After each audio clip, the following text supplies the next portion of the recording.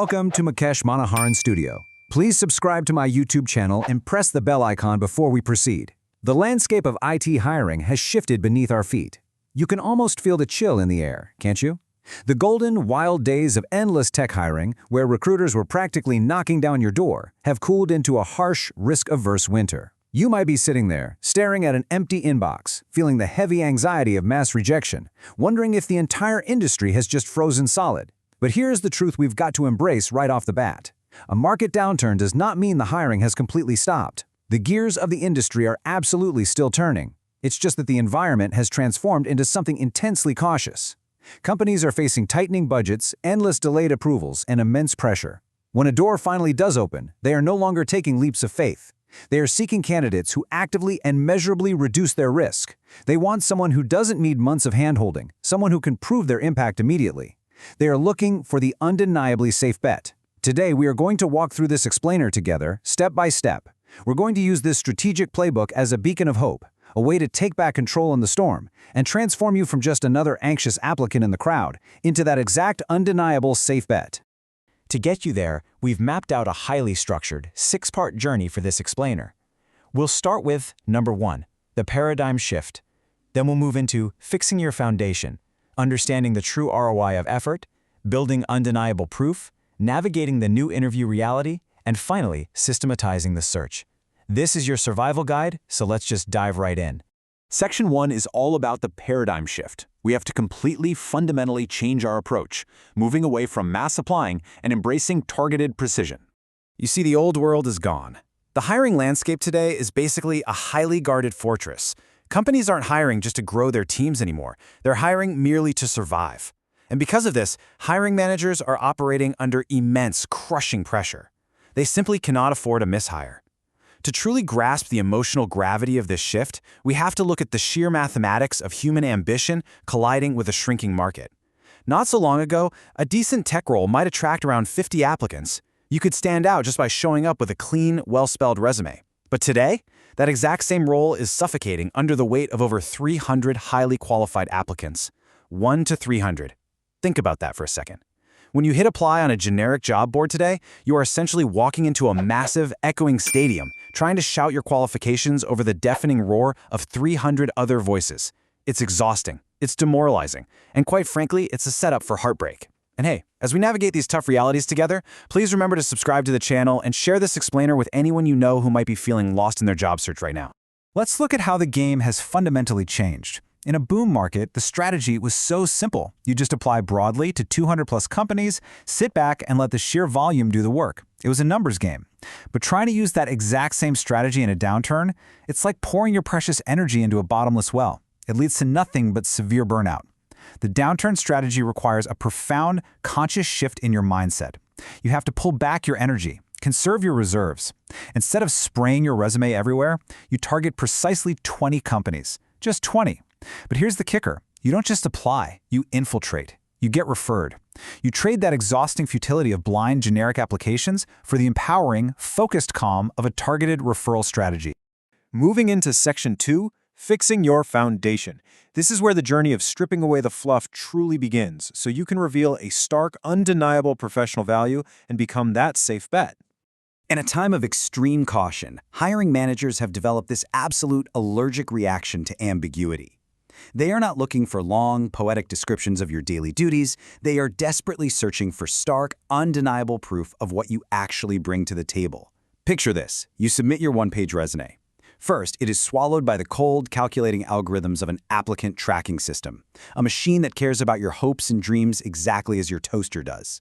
It filters ruthlessly for exact keyword matches. If you somehow survive the machine, your resume lands on the desk of a profoundly fatigued hiring manager who has maybe 6 seconds to scan your life's work. If they read a vague line like responsible for CI/CD, their eyes just glaze over. But if they read reduce deployment time by 40% by automating CI/CD pipeline, suddenly a flare goes up in the darkness. You have quantified your survival value. You've proven that you don't just occupy a seat and drink the free coffee, you actively save the company time and money. Vague claims are discarded instantly. Measurable impacts and numbers are your absolute lifeline. But remember, your foundation is far more than just a piece of paper. It's your entire digital footprint. Imagine your online presence as a beacon, shining out into the fog. First, your LinkedIn headline. It cannot just be a passive generic title, it must be highly searchable. Think along the lines of back-end developer, Java, AWS. Then you actively turn on that open to work feature, making it frictionless for recruiters to find you. And you don't just sit there in silence. You post once or twice a week. Now, these shouldn't be desperate pleas for a job. They should be artifacts of your competence, a tricky bug you finally squashed, a complex lesson you learned, a mini project. And speaking of projects, let's talk about your GitHub. In this climate, 2 or 3 meticulously documented, deeply considered projects with comprehensive readmes that beautifully explain the problem, the tech stack, and the impact will absolutely outshine 15 abandoned, dusty repositories with zero context. You are curating a highly intentional gallery of your competence. This brings us to Section 3, the ROI of effort. Now that your foundation is set, we have to talk about exactly where you should be spending your time. We have to confront a really crucial realization here. In a recession, your time, your focus, and your emotional resilience are your most precious, rapidly depleting resources. You absolutely cannot afford to spend them where they yield no return. Take a look at this visual breakdown of your daily effort. Notice that tiny 5% slice? That's job boards. That 5% is merely for reconnaissance, just for spotting the targets. It is literally the lowest return on investment activity you can engage in, yet ironically, it's where most exhausted applicants spend 90% of their time. It's a trap. Now look at the massive 40% chunk, referrals in your network. Remember those 300+ flooded applications? Recruiters are so overwhelmed by them that they've simply stopped looking at the pile. They turn inward instead. They lean on their trusted internal employees and ask, who do you know that can do this job? Dedicating a massive 40% of your effort to cultivating referrals is the true, cinematic key to bypassing those flooded recruiter inboxes. And as we continue uncovering these strategies, if you're finding this explainer helpful, please take a quick second to like this video and subscribe to the channel so we can keep bringing you these deep dives. All right, let's move into Section 4, Building Proof. We are going to open up the referral playbook and look beyond it. In a market where hiring managers have grown deeply skeptical of unverified claims, you can't just tell them you're good. You have to show them. You have to build undeniable proof. And securing a referral is your first, most powerful tool. But it's a delicate, almost suspenseful dance. It requires absolute grace. You don't just blast people. First, you carefully map your network, unearthing second-degree connections, college alumni, or past colleagues who are sitting inside your target companies. Second, you reach out. But please do not send a desperate, sprawling, multi-paragraph essay begging for a favor. You send an elegant, frictionless 3-sentence ask. Something like, "Hi, I saw your company is hiring for this exact role. I have deep experience in this specific stack. Would you be open to referring me or connecting me with the hiring manager?" You include the exact job ID and attach your tailored resume. You make it incredibly easy for them to just say yes. And step 3, if there is silence, you follow up exactly once after a week. If the silence continues, you gracefully move on. You replace the frantic desperation with a quiet, undeniable professionalism. But listen, referrals are only half the armor. The other half is actually creating proof of work. Think of this as forging your armor for the impending battle. In a market this tough, throwing together a generic to-do list app over a weekend just won't cut it anymore. You need to build projects that solve real, tangible problems in your target domain. If you're targeting fintech, for example, build a robust expense tracker with proper authentication and bulletproof database design. Show them you already understand the gravity of their world. Next, contribute to open-source projects. Even the smallest pull request screams that you know how to collaborate with others in a messy, real-world codebase. Earn 1 or 2 highly respected, deeply relevant certifications like AWS or Azure to prove your baseline knowledge against an industry standard. And through all of this, document your learning process publicly. Let your actual work speak volumes louder than the empty promises written on a standard resume. Which brings us to Section 5, the new interview reality. It's time to shift our tone because you need to start preparing for a marathon. So your beautifully crafted foundation and your undeniable proof have finally unlocked the door. You step over the threshold, but you immediately realize the atmosphere in the room has changed. The days of a quick technical screen and a friendly chat over coffee are long gone. You are stepping into a modern, grueling interview gauntlet. Decisions are slow and the scrutiny is intense. Let me walk you through this prolonged timeline so you know exactly what's coming. It begins with the initial screening, filtering out the obvious noise. Then comes the technical or data structures and algorithms round. And make no mistake, the bar here has risen significantly because companies have the luxury of being incredibly picky. Next comes a much heavier phase, behavioral resilience. This is new. They will actively test you for ambiguity. They'll probe to see if you'll break under the pressure of a volatile market. And finally, the most critical addition, the ROI and cost justification round. To survive the final cuts, you must prepare a solid first 90 days ROI pitch. You have to vividly paint a picture of exactly how your presence will save them money and increase efficiency from day one. Now, when you finally battle your way to that offer stage, you must possess a quiet, unshakable strength. Companies in a recession might try to lowball you, blaming the tough market conditions. This is where a bit of fatherly advice comes in. You must decide your absolute floor in advance, know the hard number below which you simply cannot survive, and stand by it. But remember, negotiation is an art of strategic flexibility. If the salary is stubbornly fixed, pivot. Be ready to negotiate non-salary levers. Ask for guaranteed remote workdays, a dedicated learning budget to upskill, or faster performance review cycles. You protect your dignity and your future trajectory, proving that while you are adaptable, your fundamental worth remains fully intact. And just as a quick aside, if you're getting value from these deeper insights, make sure you've hit that subscribe button and rung the bell icon so you never miss our future explainers. Moving into our final section, number 6, systematizing the search.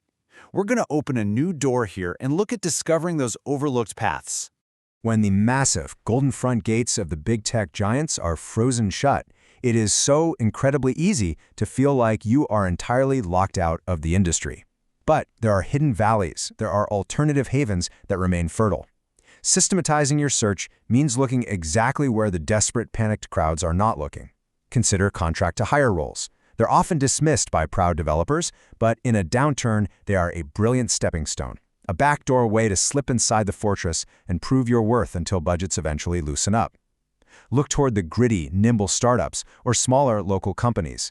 They might lack the global prestige, but they are often still incredibly hungry for talent. Turn your gaze to stable sectors. Government IT, banking, healthcare. These places are far less volatile than pure tech.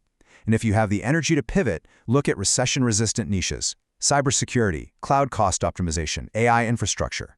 These are skills that actively save companies money, making them absolutely vital even when everything else slows to a crawl.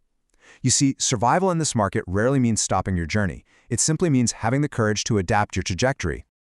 But to sustain this adapted journey without losing your mind, you absolutely must have a system. You need a sacred rhythm, a grounding heartbeat that protects your mental health from the sheer chaos of the market. Let's look at this weekly routine.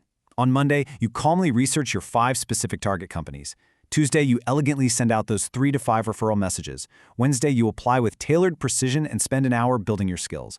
Thursday is dedicated to practicing your interview narrative out loud.